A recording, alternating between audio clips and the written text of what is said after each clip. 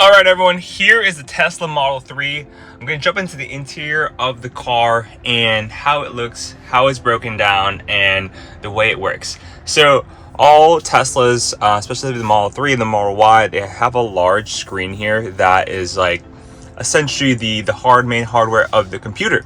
So as you can see here, here's the interior. If you click into this over here, this will bring up all the options associated with the car. Let's go jump into the screen. Similar to the Model Y, you have the controls here where you have your parking lights. You can turn on, auto, or off. You also have the fold mirrors option, which folds your mirrors. You have a child lock option, which you can lock the left side, right side, or both sides of the car. You have the glove box option where you press the glove box, it opens the glove box for you. You also have the windshield wiper where you can off, 1, 2, 3, 4, or auto. This determines the speed of your windshield wiper. Next, you have your mirrors. By pressing the mirrors, you can adjust it by adjusting the scroll wheel. As you can see, I'm adjusting the scroll wheel, and then you can flip between your left and right mirror. So your right mirror, you can adjust that as well. Pretty cool. If you like it, you can save it, or you can press restore. I'm gonna press restore. Next, we have the recording button. You press this to record the inside of your car. You have your steering, which will adjust the steering wheel option for you. Similar to the mirrors, push in, push out, up, down, and that's pretty much how you work with the steering wheel option. Next, you have Sentry mode. If you want to have Sentry mode is essentially Tesla's security system for the car, and you can turn that on or off. You can adjust the brightness of the screen by scrolling this left and right. For pedals and steering, you have chill, standard, or for steering mode, you have comfort, standard, sport, and then basically standard is kind of like a normal acceleration. Chill would be a much slower acceleration. Steering mode, you can move the wheel, and for standard, it's going to be more kind of a normal type of steering. For comfort, it will be like very easy to turn the wheel left and right, but for sport, it'll be much heavier when you turn the wheel.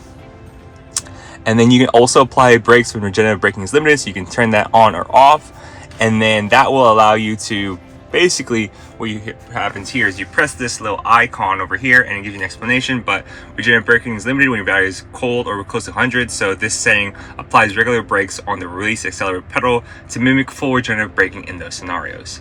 You also have charging. Charging over here, this is a standard range Model 3, so your charging is basically around 270 or so, but for charging you want to do at least 80% for daily driving, or 100% if you're going on a road trip.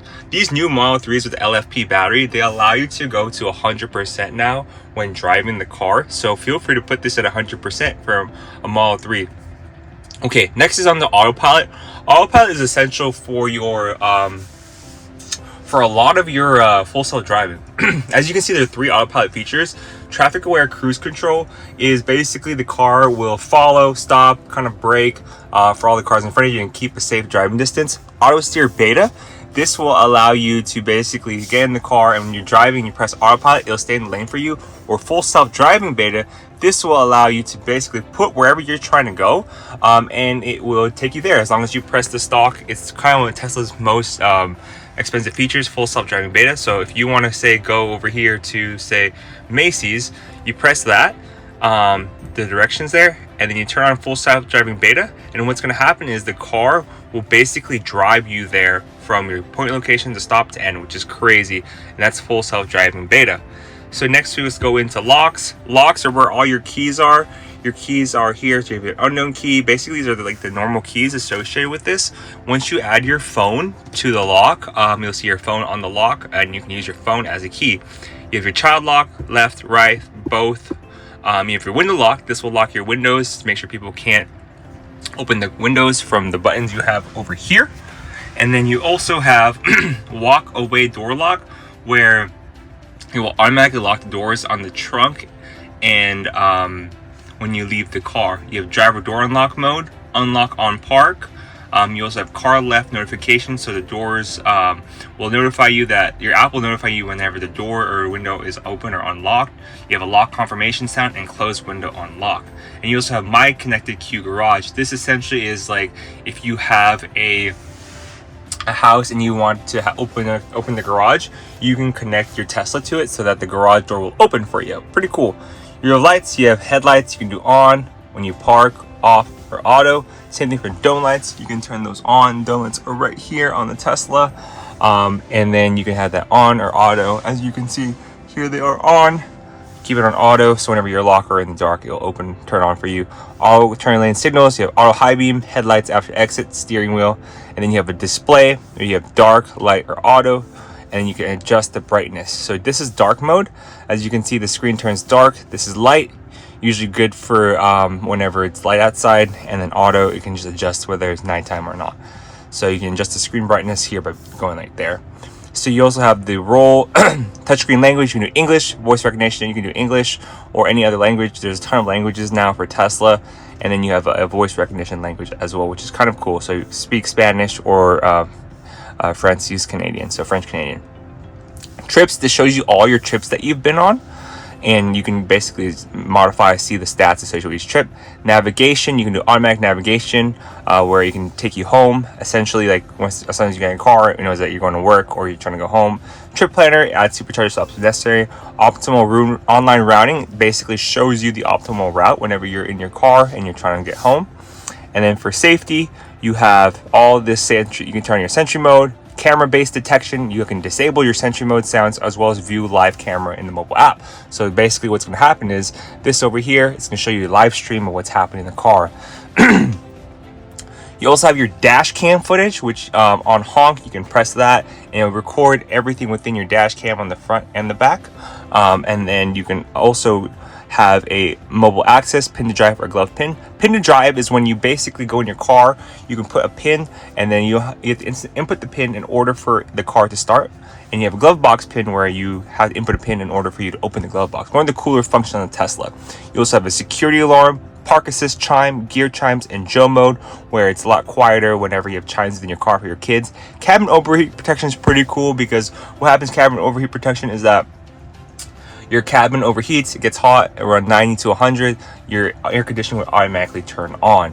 Service shows you your PSIs for your car. So each tire with the PSIs within it, if you need recommended pressure and your service miles, and it has a whole bunch of functionality for when your car goes into service. Software is pretty cool too because it shows you your miles, your VIN, whether or not you have full self-driving. As you can see, there's full self-driving capability. That means you have full self-driving and you have premium connectivity, so you can have access to the internet. So that's the interior of the car with regards to this hardware over here. Let's go with the interior of the car itself. Here's your steering wheel. You have a normal steering wheel, not the yoke, but you have scroll wheels here. Your shifters, left, right, up, down, as well as here you do this for your lights as well as for your windshield wipers. Here you have a center console. This opens up, you put your stuff in here. Over here you have basically where you can put your drinks. Here, middle console as well, and then you have a door where you have the buttons to open and close the window. Press this to open the door. If you ever are stuck here in an emergency and you need to just open the door and the button's not working, you can pull this latch over here.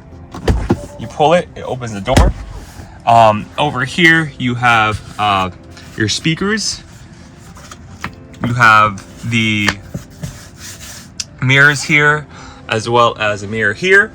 And then you have the back. Here's the back. As you can see, it's all white vegan leather. It feels very nice. The thing about the white is you will see some marks or within it whenever you sit down here, so just keep that in mind if you ever get the white car.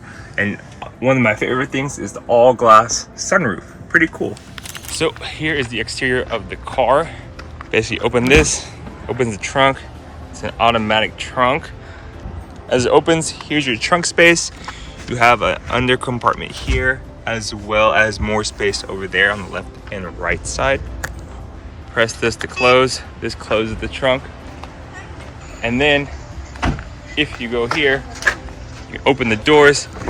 When you open the doors, it allows you to basically see, this is a new function of the car where you have a trim of the car. You also have the Tesla wheels, which has the cover, and you have the hand hook wheels, which is interesting.